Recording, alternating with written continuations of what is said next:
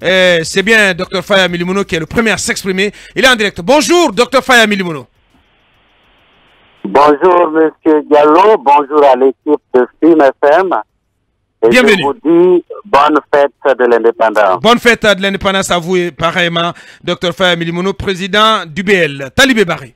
Docteur, on a suivi l'adresse à la nation du président de la transition qui parle d'une main tendue maintenue, il maintient donc la main tendue, mais qu'il veut ferme et fraternelle. Est-ce que aujourd'hui vous estimez, avec les évolutions constatées, que tous les éléments sont réunis pour que ce cadre de dialogue dont on parle tant puisse enfin se mettre au travail? Bon, je sais qu'il y aura encore de petits problèmes, mais je crois qu'il faut que la volonté politique soit manifeste de tous les côtés pour que nous puissions nous asseoir autour de la table pour parler de l'avenir de notre pays. Il y a eu beaucoup de va-et-vient quand il s'agit, n'est-ce pas, des positions exprimées par les uns et les autres. D'un côté, on a voulu un médiateur international, c'était un acquis. De l'autre, on a voulu que le cadre du dialogue soit placé directement sous l'autorité du Premier ministre, même si le Premier ministre a changé. Si c'est parce que le Premier ministre a changé qu'on recuse celui qui est là, eh bien, on veut amener le problème sous un angle personnel, ce qui n'est pas non plus souhaitable. Nous avons aujourd'hui le pays qui est sanctionné par la CEDEAO et qui est encore menacé d'être sanctionné davantage. Ouais. Je crois que la volonté politique doit être manifeste de tous les côtés pour que nous puissions enfin nous retrouver autour de la table et que les gens abandonnent, n'est-ce pas, les préalables qui changent, n'est-ce pas, au gré du vent, pour qu'enfin les Guinéens aient le droit de voir cette période transitoire aller vers sa réussite. Ouais, quand vous parlez de préalable qui change au gré du vent, qu'est-ce que vous voulez dire, Dr Faya Milimono? Soyez plus explicite. Voilà, parce que c'est une pierre dans le jardin, notamment de l'ANAD, la CORED et d'autres coalitions qui ont des revendications sérieuses sur la manière dont cette transition elle est conduite. Tout le monde a des réactions sur des revendications sérieuses par rapport à la réussite de cette période transitoire. La seule différence, c'est que pour les uns, il s'agit d'un agenda personnel. Et pour d'autres, il s'agit de privilégier pour une fois l'agenda général. Qu'est-ce que je veux dire quand je parle d'agenda personnel? Qu'est-ce que je veux dire quand je parle d'agenda personnel? Lorsque on veut nous faire croire qu'il y a des leaders politiques qui seraient en exil et qu'il faille travailler à leur retour, je dis encore une fois, ça évolue le discours, nous sommes tout à fait sympathiques à tout ce qui peut arriver à un Guinéen individuellement pris, mais dire qu'il y a des exilés politiques, quand on parle, n'est-ce pas, du président de l'UFDG ou du président de l'UFR, je suis désolé, des gens qui sont en mission de leur parti. Non, attention. Mission sans fin. Mission sans fin. Mais comment voulez-vous qu'il ne soit pas fait à l'étranger? Si vous ne voulez pas parler d'exil, comment voulez-vous qu'il ne soit pas à l'étranger si ils s'estiment persécutés? Ils ont été expulsés comme des malpropres, excusez-moi du terme, de leur domicile. Leurs domiciles ont été rasés. C'est le cas de celui de la cellule d'Alain Diallo. Comment voulez-vous qu'ils se retrouvent dans un pays où ils sont malmenés de la sorte? Nous avons eu toute sympathie lorsque les deux leaders ont été intimés de quitter les maisons qu'ils occupaient. Nous avons eu toute la sympathie et nous avons même condamné le fait que, avant que le dossier qui est devant la justice ne soit clôturé, que la maison, par exemple, de celui d'Alé ne soit pas cassée. Mais là n'est pas le problème. Le problème, c'est que pendant des mois, celui d'Alé à l'extérieur a dit qu'il est en mission de son parti. Et son parti l'a dit ici aussi. À quel moment cela a évolué pour qu'il devienne un exilé? Je crois qu'il ne faut pas compliquer la situation de ce pays qui est déjà suffisamment complexe. Docteur, parmi les préalables, on parle de la libération des détenus, des acteurs sociaux et des acteurs politiques. Est-ce que ce n'est pas un préalable valable cela, docteur? Écoutez, pour ceux qui sont, par exemple, en prison, je vais parler de Founike Mangué, je vais parler de Ibrahim Diallo. Je crois qu'au nom de la paix et pour nous permettre effectivement de nous mettre à table et pour parler de la période de ce que nous devons faire pour sortir de cette période transitoire, oui, on peut plaider tous ensemble pour leur libération. Vous ne citez pas Sekouya Yabari. Oui, j'ai oublié le nom de Sekouya Yabari. Bien. Mais je crois qu'il y a d'autres aussi. On peut tous réclamer cela autour de la table. Et les détenus en fait, au compte du RPG Arc-en-Ciel. Écoutez, sous le griffe de la KIF. Les cadres du RPG Arc-en-Ciel. Encore une fois, nous sommes très respectueux, n'est-ce pas, des procédures. Je ne veux pas commenter ce qui est strictement judiciaire. Je crois savoir, même si ça me fait mal de voir un compatriote en prison, je crois savoir que c'est la justice qui les a interpellés pour parler de leur gestion. Ça n'a rien à voir avec leur opinion politique. Encore une fois, à moins qu'on veuille en faire une question, n'est-ce pas, de persécution liée à leur opinion politique. Là, ça sera difficile de convaincre les Guinéens. Est-ce que, docteur, au regard des deux arrêtés pris par le Premier ministre, d'abord portant mise en place des facilitateurs nationaux et l'arrêté désignant ces facilitateurs, est-ce que vous pensez qu'aucun argument ne pourrait désormais empêcher le quatuor RPG et autres à siéger? Est-ce que s'ils ne sont pas là cette fois-ci, il faut faire un dialogue sans eux? Écoutez, d'abord il faut féliciter le Premier ministre pour cette place de choix qu'il a donnée à la gente féminine qui a été au grand rendez-vous de ce pays, n'est-ce pas, depuis son indépendance, avant même son indépendance. Donc, que le Premier ministre ait décidé, n'est-ce pas, de donner une place privilégiée aux femmes pour faciliter, n'est-ce pas, ce dialogue entre les Guinéens, il faut féliciter. Le choix des femmes qui a été fait également, c'est des femmes dont chacun connaît, n'est-ce pas, qu'elles sont d'une probité, d'une compétence, d'une expérience. C'est avéré. La seule question qu'on peut se poser et qui demeure, c'est le cas du docteur Makale. Docteur Makale appartient à la CORED. La CORED a rejeté les choses, comment on appelle ça? La CORED a rejeté les assises nationales, dont elle a été membre du comité, n'est-ce pas? Et aujourd'hui encore, ce cadre dont elle est désormais facilitatrice, ce cadre est rejeté, n'est-ce pas, par la coalition à laquelle elle appartient. Alors, la démonstration, ça sera à son niveau. Nous ne la refuserons pas parce qu'elle est politique ou qu'elle appartient, n'est-ce pas, à une coalition qui est en train de rejeter tout pour des raisons qui ne sont pas avouées. C'est à elle de démontrer, n'est-ce pas, de quel côté elle se trouve. Donc, est-ce que vous mettriez en cause... Est-ce que vous mettriez en cause la neutralité, puisque les facilitateurs, selon l'arrêté, sont au nombre de 3 et choisis en fonction des critères suivants: moralité, neutralité, expertise. Est-ce que vous voulez remettre en cause la neutralité du docteur Makale qui appartient à la CORED? Non, je ne mets pas en cause sa neutralité. J'ai d'ailleurs beaucoup apprécié.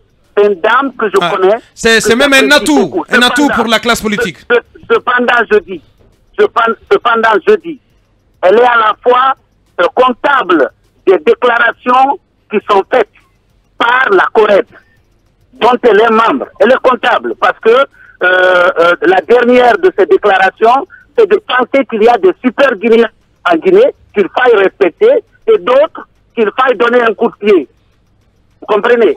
C'est elle qui a démontré, c'est à elle de démontrer de quel côté elle se trouve. Docteur Faya, elle a déjà... Docteur Faya, du côté de ceux qui veulent faire de la République une propriété privée. Voilà, docteur Faya, en ce qui concerne le dialogue politique, je crois qu'il n'y a plus de démonstration que Dame Makale puisse faire, parce qu'on l'a toujours écouté sous l'angle de dialogue. Elle s'est toujours de la réconciliation. De la réconciliation. À chaque fois qu'elle prend la parole, elle s'est départie de, si vous voulez, sa dimension politique pour s'adresser directement à ceux qui tiennent le pouvoir. De son manteau de leader politique. Notamment à Mamadi. Elle reconnaît souvent, en tant que politique, les limites des politiques, mais aussi de ceux qui gèrent le pays. Mais l'essentiel sur lequel elle a toujours appelé les gens, c'est ce dialogue-là. Je pense que c'est sur ce bout-là que le Premier ministre... On devrait l'apprécier, voilà. Le Premier ministre l'a choisi, et à partir de là, je pense qu'il faut lui accorder ce qu'on bénéfice appelle souvent le bénéfice du doute. Voilà, c'est ce que je reconnais avec vous. Sauf que, encore une fois, c'est à Mme Makale, dans la conduite des choses, a démontré qu'elle n'est pas là pour imposer le point de vue de la Corrède à laquelle elle appartient. Elle demeure politique, même si nous apprécions toutes ces prises de position dans cette période transitoire. Elle a participé de manière brillante, n'est-ce pas, à la conduite des assises nationales. Tout ça est apprécié par la République. Donc vous êtes... Mais lorsque d'un côté, la Corrède à laquelle elle appartient dit qu'il y a des Guinéens qui comptent et qu'il faille faire venir autour de la table, et aux autres, il faut leur donner un coup de pied parce qu'ils sont minimes, minables. Si elle assume cela, eh bien, ça peut semer un doute dans notre esprit. Donc vous êtes animé par un doute, vous avez parlé de doute, mais j'espère que c'est juste un doute raisonnable. Un doute raisonnable, naturellement. Que bien entendu, ouais, bien entendu. A d'ailleurs conseillé hein, d'être dubitatif jusqu'à être devant l'évidence. Bien dit. Docteur Faya Milimono, en direct. Pour juger, pour préjuger qui que ce soit, mais la Guinée, c'est une république et elle doit demeurer une république. Aucun intérêt particulier ne doit venir prédominer l'agenda général. Ouais, mais est-ce que vous avez un conseil pour l'ensemble le quatuor de coalition constitué de l'ANAD, de la Corrède, du FNDC politique et de RPG à Cancel? Si vous avez un conseil à leur donner, qu'auriez conseillé? Qu'auriez-vous conseillé? C'est de diminuer l'arrogance. Elles n'ont pas l'apanage de l'arrogance. On ne leur répond pas parce que on ne peut pas utiliser les gros mots qu'ils utilisent. S'ils veulent que les gens soient un peu sympathiques à quelque chose qu'ils doivent assumer seuls, il faut qu'ils soient humbles et qu'ils donnent la bonne volonté d'être autour d'une table au lieu de donner l'impression aux gens qu'ils sont des super hommes, des saints, et qu'il faille à tout bout de champ les écouter alors qu'ils sont pleins de défauts. Alors, docteur, on parle d'ego, on parle d'intérêt personnel, on parle de préalable, mais l'autre côté également, on veut faire en tout cas tabou des sujets liés à la durée de la transition et les activités de la transition. Est-ce que désormais, tout cela devrait être remis à la table? Le colonel devrait dire que le CNRD aussi n'avait pas à s'arc-bouter sur le délai de la transition et en tout cas les activités dites de la transition. Venons-en. Lorsque nous serons autour de la table, il est clair que si on veut que toutes ces questions dont vous évoquez soient mises sur la table, c'est qu'on ne peut pas non plus continuer à dire qu'on est en train de retarder. Or, le retard n'a pas dépendu simplement d'un seul côté. Ça a dépendu de tous les côtés. Parce que quand on a demandé qu'on rencontre le CNRD, ce fut fait. Lorsqu'on a dit qu'il faut ouvrir un cadre, ça a été fait. Alors, au lieu de venir autour de la table, poser des questions pour que l'on en débatte, chacun est resté dehors et envoyé, n'est-ce pas, des messages contradictoires. Ce retard-là, si ça a été accusé, c'est de la responsabilité de tout le monde. Et il faut que nous sachions que si nous devons revenir, n'est-ce pas, sur les 36 mois qui sont actés, eh bien, ça sera un motif encore de retard. Comment c'est acté? Il n'y a pas eu de décret là-dessus.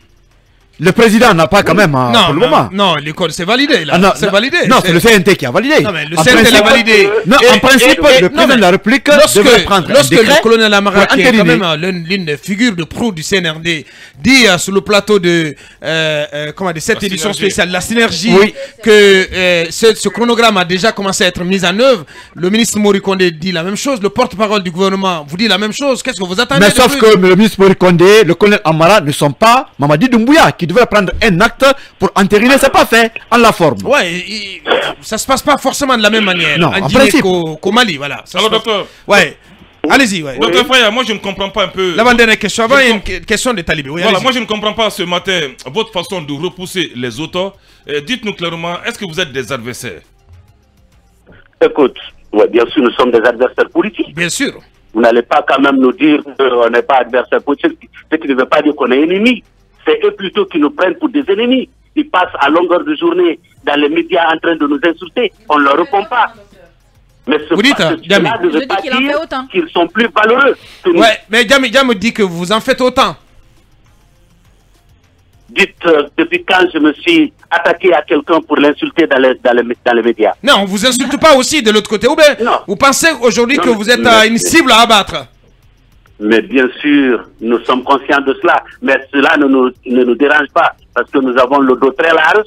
Ce qui nous concerne ici, c'est la République. Et nous continuerons à nous battre pour elle. Que chacun ici vienne autour de la table pour parler de la République de Guinée. Pas pour parler du BL, ni pour parler de l'UFDG ou de l'UFR. Mais qu'on parle de la République de Guinée. C'est la seule chose que nous avons tous en commun. Voilà, la toute dernière question, Talibé. Oui, allez-y. Oui, non, c'est pour juste dégraisser avec le docteur qui est vraiment en colère ce matin. Docteur, vous avez fait enfin la paix des braves avec notre confrère Habib Marouane Kamara? Écoute, ça c'est un sujet qui est derrière nous. Voilà, vous avez fait la paix. Dernière question, Talibé. Alors, docteur, concernant le cas des facilitatrices, notamment docteur Makale, vous rappelez qu'elle appartient à la Corée. La position de la Corée est connue par rapport à certains sujets. Est-ce qu'aujourd'hui... Il a rappelé aussi qu'elle est comptable de toutes les déclarations, toutes les prises de position de la Corée. Donc, certaines ont tendance un peu à exclure ou à minimiser certains acteurs par rapport à d'autres. Est-ce qu'aujourd'hui, pour vous, pour mettre fin à toute cette polémique, est-ce qu'elle doit démissionner de la Corée ou voire suspendre son statut d'actrice politique pour que la neutralité dont il est fait cas parmi les critères puisse prévaloir?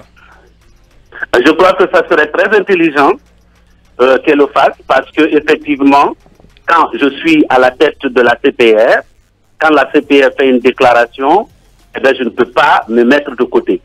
Je suis aussi comptable que n'importe quel autre membre de la CPR quand la CPR fait une sortie dans les médias pour donner sa position sur la gestion de la transfusion ou autre chose.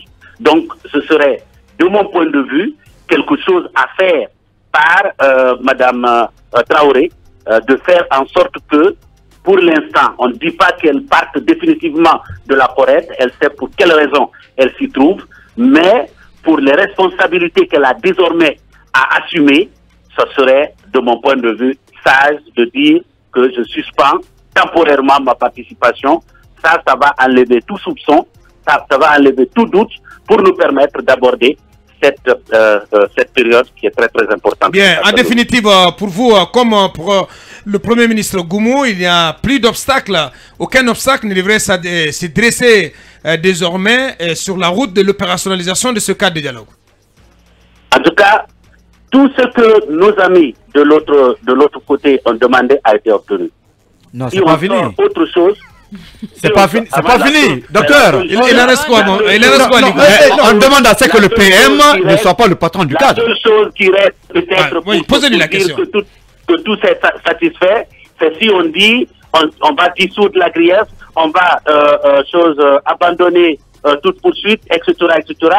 Or, nous savons que nous sommes dans une république qui a eu beaucoup qui a souffert de beaucoup de maux, il continue à souffrir de beaucoup de maux qui sont directement associés à la façon dont nous avons été gouvernés. Oui, mais docteur, sauf que le gouvernement et le CNRD sont en tout cas partie intégrante de cette crise.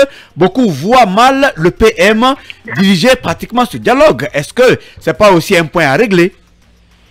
Écoutez, mais encore hier, on disait que le PM dirige ce dialogue. C'était en ce moment Mohamed Beyaouki. Ou bien le fait que ce ne soit plus Mohamed Beyaouki remet la question de la personne. Non, Goumou a pris position. Vous savez, quand il s'est agi du cas de Ambalo et autres, il a pris la position du CNRD. Non, pour même lancer des invectives. Il n'a pas pris position vis-à-vis d'un Guinéen.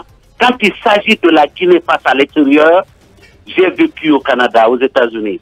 Tous les acteurs, quand l'Amérique est attaquée, il n'y a pas de républicains ni de démocrates. Tout le monde défend les États-Unis.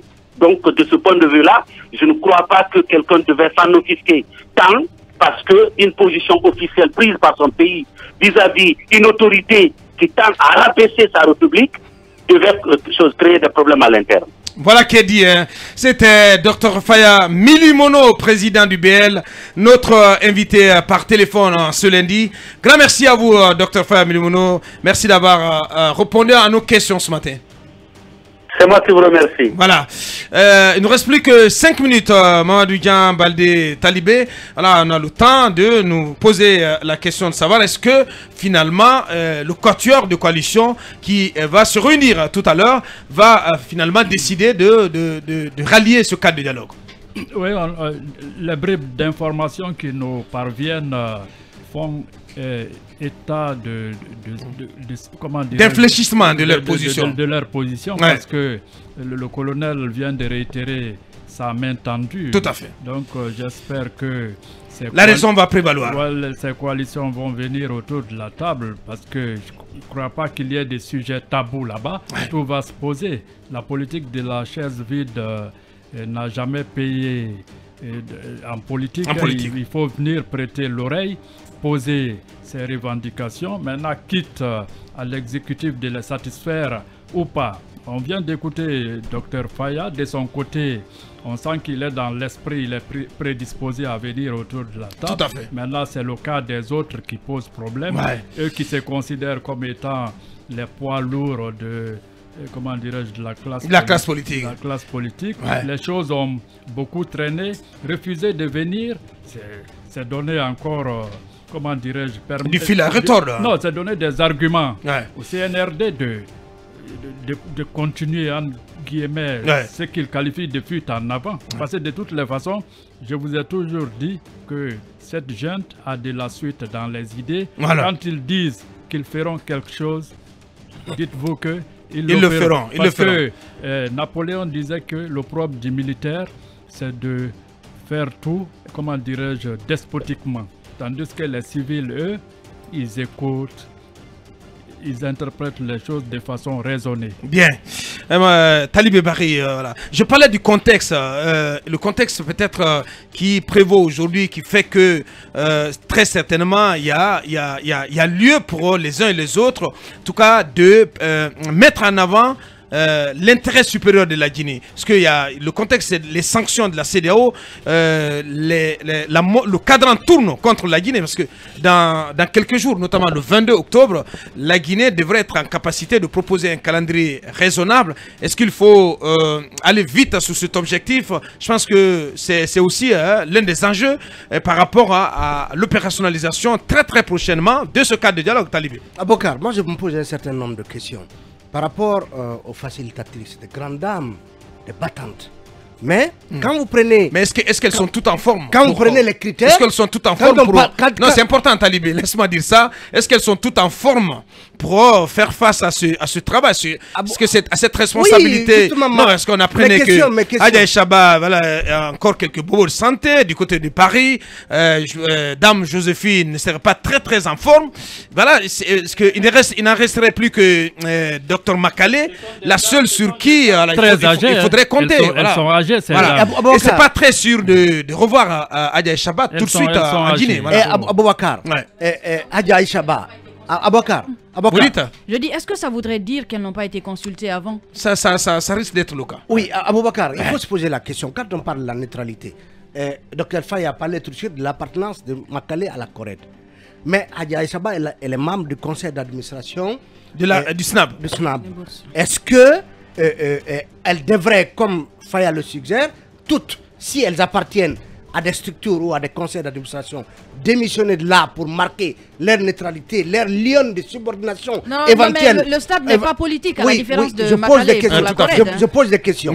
Est-ce que, pour rompre tout lien entre l'administration et elle devrait donc, celles qui sont membres du conseil d'administration, en démissionner? Est-ce que Makale doit suspendre son statut de présidente de parti? Ça, c'est une question. L'expertise politique, Aboubacar, ces dames, ce dialogue va être tellement corsé, va être tellement un marathon en termes d'effort physique, en termes d'endurance.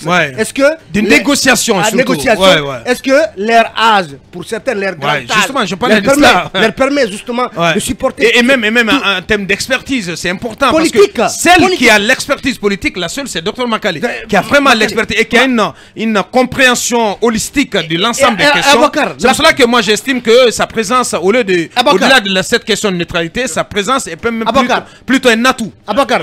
Cette composition. Peut-être le décret du président parle.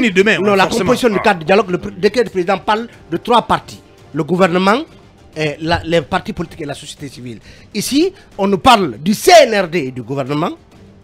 Ensuite, acceptez qu'on y revienne, monsieur. Donc, qu'on y revienne, monsieur. Il y a déjà une sorte de situation difforme entre le décret et l'arrêté du Premier ministre. Mohamed, pour en terminer, en 30 secondes. Dr Makale va essayer de faire revenir sur la table de négociation les réticents. Mais ce que les gens ne savent pas, depuis le 5 septembre, Dr Makale ne revêt plus le menton politique. Elle a dit ouvertement, elle a dit ouvertement qu'elle s'implique pour la paix dans son pays. Raison pour laquelle, donc elle n'est plus présidente du pacte. Elle est présidente. Elle n'a pas ce menton politique. Le pacte est dirigé. Non, c'est ce que je vous dis. Le pacte est dirigé par Mohamed, officiellement, elle n'a pas démissionné. Officiellement, elle n'a pas le menton politique comme moi je vous parle. Raison pour laquelle elle est allée aux assises. Oui. Pourquoi quand elle est allée aux assises, on n'a pas parlé mais pourquoi elle n'a pas fait une déclaration pour démissionner? On n'a pas parlé de neutralité ni d'objectivité. Baouri était aux assises. Ce qui veut dire, c'est pas parce qu'on n'a pas été aux assises qu'on est qu'il faut faire confiance à cette dame, parce que Dr Faya Milmono est en train de créer un débat qui n'a pas lieu d'être. Nul doute aujourd'hui de la moralité ni de la neutralité. Non, personne ne doute de la moralité. Non, mais attention Mohamed, lorsque Dr Faya Milmono dit qu'elle est comptable des prises de position et des déclarations de la Corée, je pense qu'il n'a pas menti. Non, elle n'est pas comptable. Non, elle n'a pas menti. Elle a porté la voix de la Corée. C'est simple. Merci à toi Mohamed, merci à tous les 5 autres. Grand merci à nos équipes à la régie, Alpha Daouné, le Smart Tech, Ibrahim Baben Diallo, la Force Tranquille, Ibrahim Khalil Awada, Wali Design et à l'ensemble donc de nos équipes également, Silla à la transmission. Merci à vous tous qui nous avez suivis un peu partout aux 4 coins du monde sur l'ensemble de nos canaux digitaux. On remet tout ceci demain quand il sera 8 h avec d'autres invités. Derrière nous, l'équipe, la team de Ousmane Tolo dans d'intégrer le débat en langue soso. Vous avez suivi l'émission Mirador avec les produits Armenti.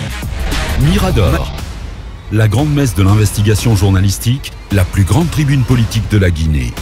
Avec Aboubacar Diallo, Talibé Bari, Mamadou Ouri Diallo, Akoumba Diallo, Kabinet Fofana, Mohamed Kaba, Ibrahima Lincoln Souma, Mamadou Diambaldé.